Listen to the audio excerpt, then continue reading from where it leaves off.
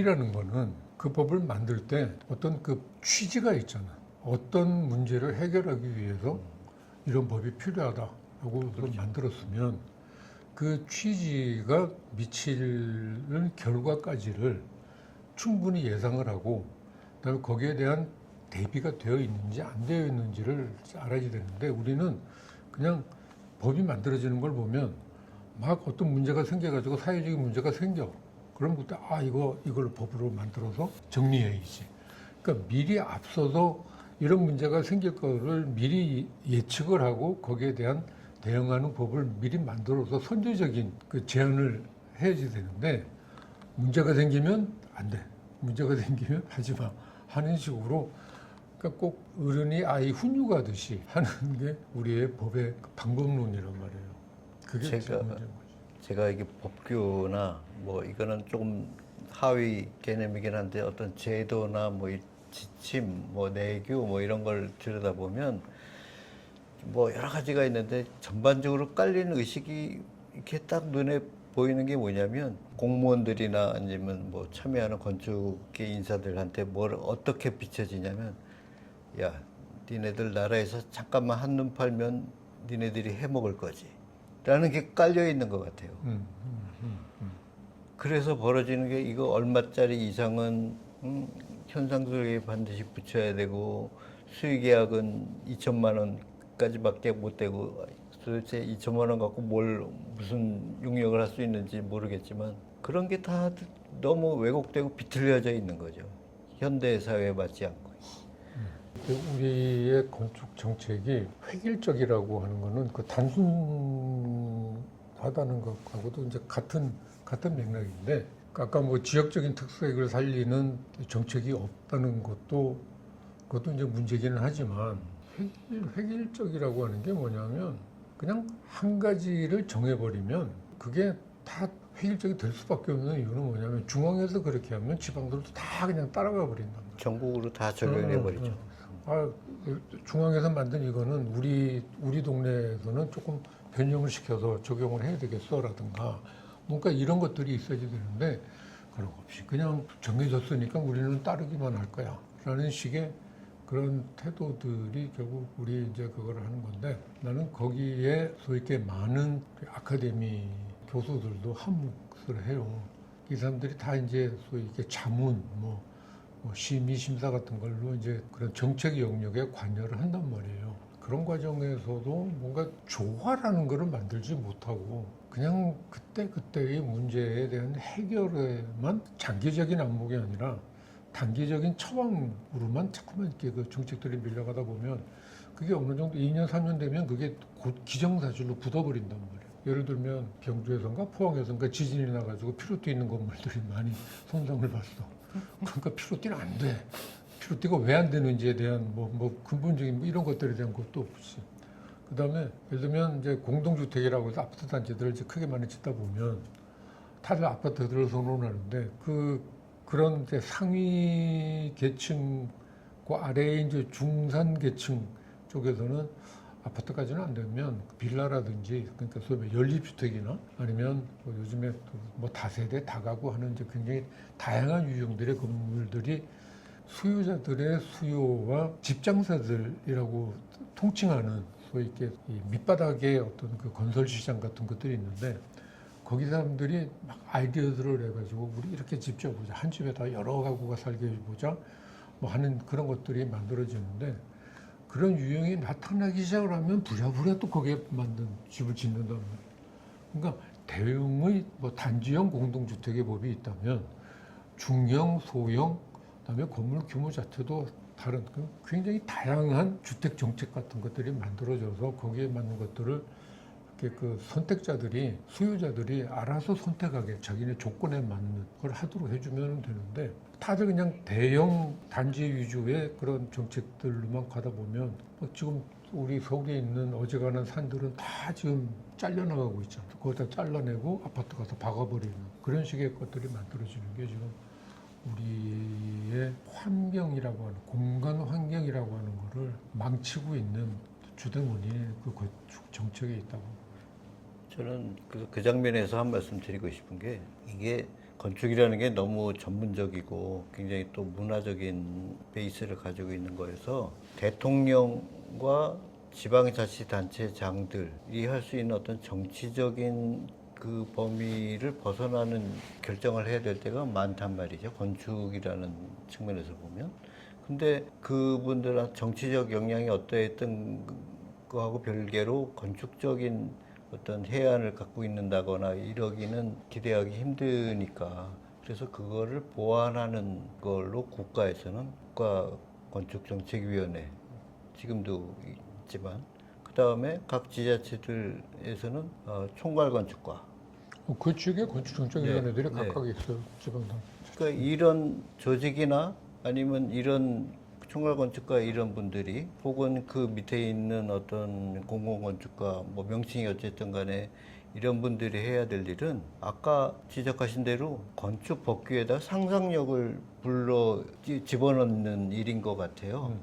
그래서 건축 정책이 각 지자체나 아니면 국토 전체에 대해서 어떻게 바람직하게 펼쳐져야 되는지를 그 전문적인 조언을 충실하게 해야 된다고 보는데 여태까지 그 제도 국권위는 생긴 지가 꽤 오래됐고 그다음에 요새는 각 지자체마다 총괄건축가라는 제도가 활발하게 시행은 되고 있다고 보는데 과연 그런 역할을 해오고 있을까? 아니 국가건축정책위원회 이야기를 또 이제 해야지 되는데 좀 경험이 좀 씁쓸해서 이제 이런 우리가 지금 이야기하고 있는 이런 건축 정책에 대한 문제가 지금 뭐 새삼스럽게 우리가 꺼내는 게 아니라 꽤 오래 전부터 쭉 이야기가 있어 왔고 그 이야기를 받아들여서 그럼 한번 대안을 내봐라고 한 게 노무현 대통령 때예요. 그래서 그때 그 선진화위원회라는 게 만들어지고 거기에 참여했었던 김진애 박사가 건축기본법이라는 거를 만들고 그 건축기본법을 시행하기 위해서 국가건축정책위원회라는 거를 만들었어. 그리고 그 노무현 정부가 끝나고 그 다음에 이제 MB가 됐단 말이에요. 다들 우리가 기대가 컸어. 그건 뭐냐면 건설회사 오너가 그렇죠. 대통령이 됐으니 자 이제 우리 이제 건축계에도 이제 뭔가 천군만마를 얻은 기회다. 절호의 기회다. 라고 생각을 하고 있었는데 국가건축정책위원회 위원으로 오래 해가지고 이제 1기 위원을 이제 그 임기가 2년인데 근데 그게 대통령 직속 그러니까 대통령한테 직보를 할 수 있는 위원회예요. 그래서 나 대통령을 몇 번 만났어. 거기 그 국권위에 있으면서 했는데 그 뭐 그때 있었던 얘기를 다 하자면 또 뭐 그걸로 또 이제 뭐 한 몇 시간 이야기를 해야 되겠지만 그것까지는 안 하고 그냥 결론부터 이야기를 하면 그 국가건축위원회라고 하는 게 실제로 위원들이 구성이 되고 또 위원장이 선임이 되고 하는 그 과정에서 변질이 되어버려요.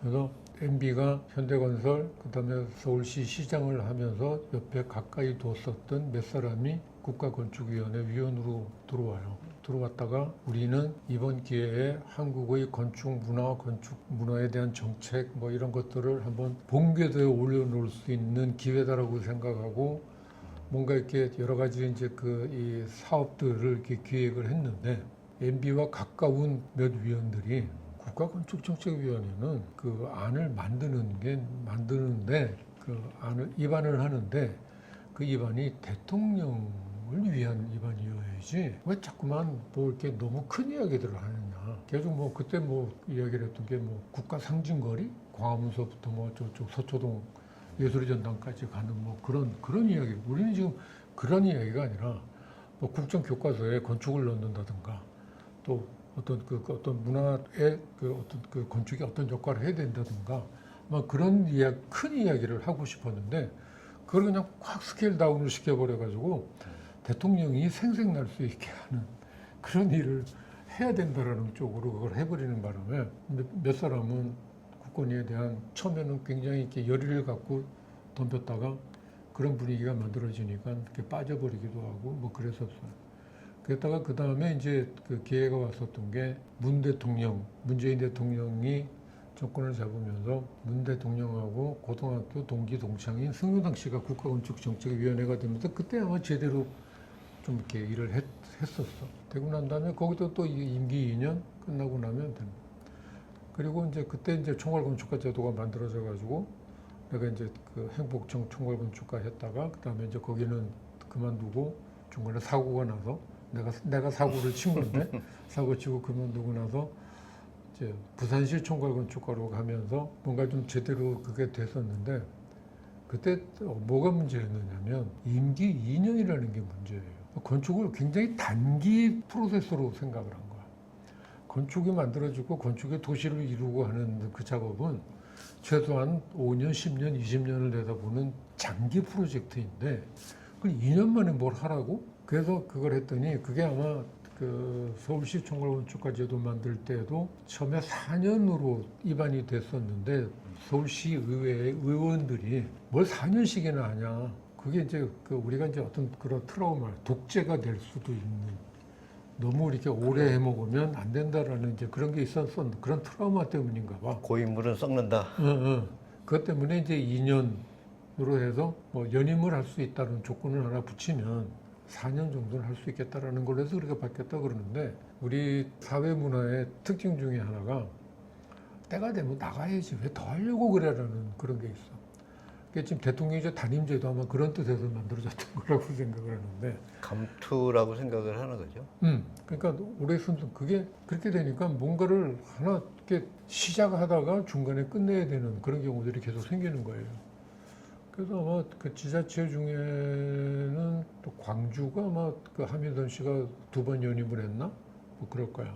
일단 그런 정도 말고는 거의 다 단임으로 끝나요. 그러면 가서 그냥 질러만 놓고 빠져야 되는 거야. 수술까지는 못하고. 그렇게 돼 보니까 자꾸만 이제 이런 문제가 생기는 건데 지금도 지금 부산의 그 건축사 회 쪽에서 나한테 뭐 글을 좀 써달라고 하는 게 뭐냐면 계시는 동안에 하려고 있었던 일이 지금 다 지금 망가지고 있으니 거기에 대해서 좀 이렇게 뭐 경각심을 일으킬 수 있는 글을 좀 써달라고 해서 지금 어떻게 좀 써야 될까 지금 생각하고 있는 중인데 일단 그런 것들이 그 롱텀으로 생각하지 못하는 그러니까 단기로만 끝나버리는 그게 있는데 그게 그대로 공직자들한테도 가요. 그러니까 순환 보직제라는 게 있어. 그러니까 고인물은 썩는다라는 것 때문에 계속해서 물갈이를 해야 되는다는 걸로 해서 그게 그 만들어질 때 그런 제도가 만들어질 때는 그런 취지가 있었단 말이에요.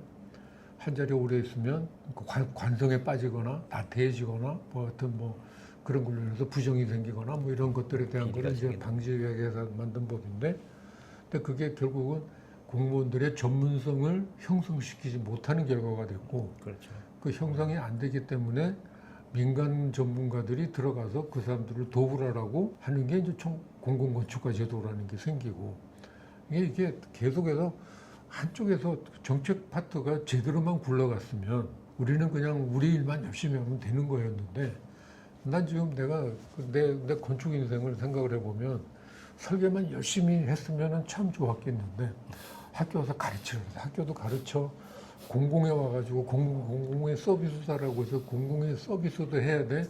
내가 몸이 한 개밖에 없는데 그 내 시간은 한정되어 있는데 그 시간을 온전히 내 일에 투입하지 못한 게 지금 내 세대에 아마 쓰라림일 것 같아. 그래서 제 아이디어는 뭐냐면 아까 그런 어떤 임기가 너무 짧다는 그런 문제도 있고 이게 조금 연속적이려면은 아까 또 그런 말씀 하셨잖아요. 법이라는 게 한 번 만들면 쉽게 바뀌기 힘들다고. 그러니까 제 생각에는 제 아이디어는 뭐냐면 국건위 하고 거의 동등한 레벨의 위원회가 국회의장한테도 있어야 돼. 그래서 거기서 굉장히 전향적으로 건축 문화를 이렇게 육성시킬 수 있는 법 제도화를 법을 만드는 건 국회 쪽이니까요. 거기서 입법을 해서 그런 게 만약에 통과가 된다면 그러면은 그 다음에는 이렇게 약간은 큰 물줄기가 생겨서 좀 전향적인 방향으로 나갈 수 있지 않을까요? 하여튼 그러니까 건축가가 국회의원이 돼야 되는 거야. 김진애 박사 됐잖아요. 그러니까 혼자서는 안 되는 거지. 한 사람 갖고는. 그러니까 들어가서 하나의 세력을 만들 수 있을 정도의 김 그게 선생님이 돼야 돼요. 대통령 출마를 하시면 하여튼 그런 게 지금 막 국건위라는 그 건축기본법이 있고 건축기본법에 의한 국건위가 있는데 그 다음 정부에 와가지고 어떻게 되는지 알아? 저기 문재인 때 국건이 끝난 다음에는 지금 국건위가 있는지도 몰라 사람들이. 분명히 또 아직도 있어요. 그리고 국 아무개 씨가 지금 위원장이라고 하는데 이게 그 대통령 직속으로 두기에는 좀 거북스럽다. 그 대통령실에서 볼 때는 자기 건축에 관심이 없는데 왜 국건이라는 게 나한테 있어? 그게 뭐 하는 데냐? 또 국가건축정책위원회라요. 그럼 또 건설부로 가져가야 될 거 아니야? 건설부로 내려보내. 라고 하는 게 격화시킨다는 이야기도 있었어.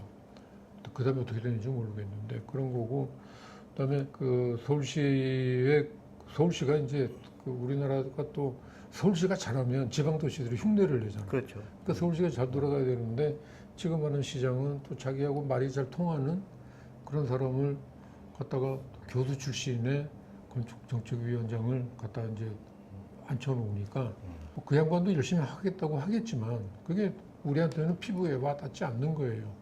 서울시의 건축 정책이 이렇다고 하는 건 보이지 않아. 계속해서 해외 건축가들 불러다가 프로젝트나 자꾸만 맡기고 앉아 있고.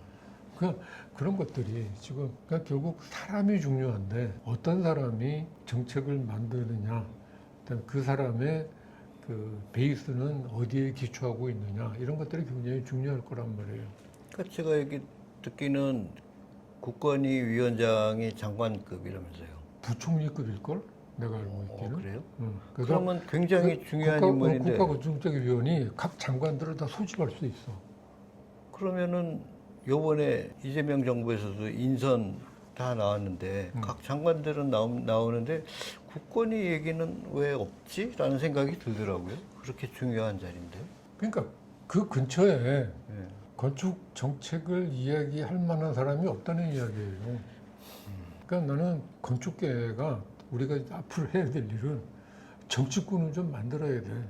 그게 지금 얼마 전에 보니까 그 김어준 씨가 하는 그 유튜브에 건축가가 두 사람이 부부가 이제 등장을 했어. 근데 그 유튜브 그 김어준 그게 동시 접속이 200만, 300만 그런다며. 그 대충 어느 그거보다도 또 영향력이 커요. 그렇죠. 자, 그런 소위 이제 뉴미디어를 통해서라도 그런 건축적인 발언을 대사회적인 그다음에 대정책적인 발언을 할 수 있는 좋죠. 네. 루트를 만들어야지 돼요. 올바르만 전달이 된다 그러면 더할 나위 없이 좋죠. 우리도 지금 우리라도 모기 소리만 같은 소리겠지만 우리도 좀 우리 목소리 내보자라는 뜻에서 지금 이걸 하고 있기는 한 건데 그런 게 만들어져서 그런 것들이 저 사람들 이야기를 좀 들어봐야 되겠다라고 소위 이렇게 정책을 만드는 사람들이 이렇게 귀를 기울이게 만드는 그런 영향력을 이제 가져야지 되는 거지. 그러려면 우리 채널도 뭔가 좀 이렇게 좀 융성해져야 그게 되는 건데 모르겠어. 난 하여튼 그것보다도 일단 이런 생각을 하는 사람이 있었다라는 기록이라도 해둬야 되겠다는 생각에서 시작한 거니까. 네. 저희 열심히, 채널이 느리긴 하지만 그래도 꾸준히 구독자는 증가하고 있고 이제 점점 하루에 2명, 3명 늘더라고. 그리고 이제 그런 이제 정책이 있으면 그런 이제 정책을 수행하는 전문 집단이 이제 생기잖아. 그게 아마 건축 정책하고 긴밀하게 연결되는 데가 건축사협회일 거예요. 나라에서 라이선스를 이렇게 받고 그 라이선스를 행사하는 그 라이선스도 이게 자격증인지 면허증인지 잘 구분이 안 가. 건축사 자격증을 가진 사람들이 모여서 만든 그룹이 건축사협회인데 건축사협회라고 하는 데가 정말 건축에 대한 개념을 명확하게 하고 있는지 아닌지가 굉장히 궁금해. 그 카운터파트라기보다 그 대척점에 있는 게 이제 건축가협회인데 건축가협회는 또 문화체육부인가 문화관광부인가 거기에 이제 관할이 그러니까 소위 말하는 문화 챕터고 이쪽은 이제 건설 챕터로 이제 들어가 있는데 그러니까 대관의 어떤 그 접촉이나 대관에 대한 그 협력 또 대관에 대한 어떤 제안 같은 거를 할 수 있는 공식적인 루트가 건축사협회란 말이에요. 그러니까 건축사협회가 제 역할을 하고 있는지 라는 생각이 들어. 그 한때 이제 그 어떤 게 있었냐면 건축사 보수 요율, 그러니까 설계비를 얼마를 받을지에 대해서 그때 나라에서 정해줬었어. 그때 건설부에서 건축사 보수 요율이라는 표를 정해가지고 어떤 용도의 어느 정도 규모의 건물은 공사비의 몇 %를 설계비로 받으라라는 이제 그런 것들을 정해줬었는데 그게 아마 소비자 단체 쪽에서 이건 담합이다. 라고 해서 공정거래위원회다가 문제를 삼아가지고 그게 폐지가 됐어. 폐지가 돼가지고 그 다음에는 이제 각자 도생하는 쪽으로 그걸 했는데 건축사협회가 그게 되게 불편한 거야. 다 우리가 남이가 우리가 다 같은 동지들인데 같은 일을 하고 왜 누구 뭐 경우에 따라서 적게 받고 뭐 싸게 받고 그다음에 그 젊은 친구들이 이제 건축사가 새로 된 친구들은 자기네들 일을 따기 위해서 막 설계비를 덤핑을 한다.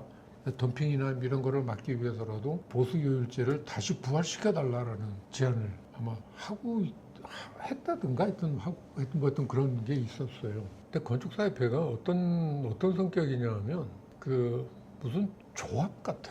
이익단체 아니에요? 기본적으로? 이익을 추구하는 조합 같아. 설계자가 의뢰인한테 갑과 의뢰 상황이 되어서 제대로 설계비나 감리비를 못 받는데 그 감리비라도 우리가 대신 받아줄게 라고 해가지고 분리감리가 됐고 감리를 분리를 시켜버렸고 그러니까 그거는 건축의 본질하고는 전혀 설계와 감리가 어떻게 분리가 될 수 있냐고. 근데 그거를 니들이 못 받는 감리비 내가 받아 가질게라고 해서 우리 서로 돕고 살자라는 그런 식의 이렇게 조합 같은 이제 그런 행태를 보이면서 설계감리가 분리가 돼버렸고 그게 더군다나 뭐 대형 사고들이 나면서 그게 감리를 잘못해서가 아니라 감독을 잘못해서인데 그걸 감리를 잘못해서라고 해가지고 감리가 뒤집어 써버리는 바람에 공공건축물도 설계자가 감리를 못하게 하는 경우가 생기고 이렇게 해서 굉장히 이제 우리나라의 그 건축의 현실이 굉장히 이렇게 변태가 돼버렸단 말이에요. 응? 모양이 이렇게 왜곡이 돼버렸다고. 근데 그것도 지금 뭐 어중간하게 해서 뭐 중간에 그거 가지고 또 문제가 생기니까 설계 의도 구현? 네. 뭐 이름도 뭐 좀 이상해. 하여튼 뭐 그런 제도를 또 하나 만들어 넣었는데 그건 또 뭐 이 건설회사가 볼 때도 그렇고 공무원이 볼 때도 그렇고 현재까지도 제대로 된 규정이 없어요. 뭐 규정도 못 만들고 그냥 그런 상태로 그냥 가고 있는 거예요. 그동안에 집은 계속 지어지고 있고. 근데 그런 거를 건축사협회도 제대로 해결을 못해. 건축가협회는 뭐 강 건너 부리고 그래서 그 중간에 이제 세건협이라고 하는 거를 하나 만들어 봤는데 거기는 워낙 세력이 약해서 큰 이야기를 만들지를 못하고 있고 그렇다고 국회나 정부 쪽에서 뭐가 야 우리 건축 문화를 좀 이렇게 제대로 하려면 이런 어떤 게 뭐 문제가 있니라고 물어보는 사람도 없고 뭐 그런 과정에서 좀 이렇게 그냥 난파선이 엔진이 꺼진 상태에서 그냥 물결 따라서 흘러가고 있는 것 같다. 그러니까 이런 상태로 계속해서 가면 이게 어디에 떨어질런지 어디에 가서 뒤집어질려는지 난 그거 참 고민.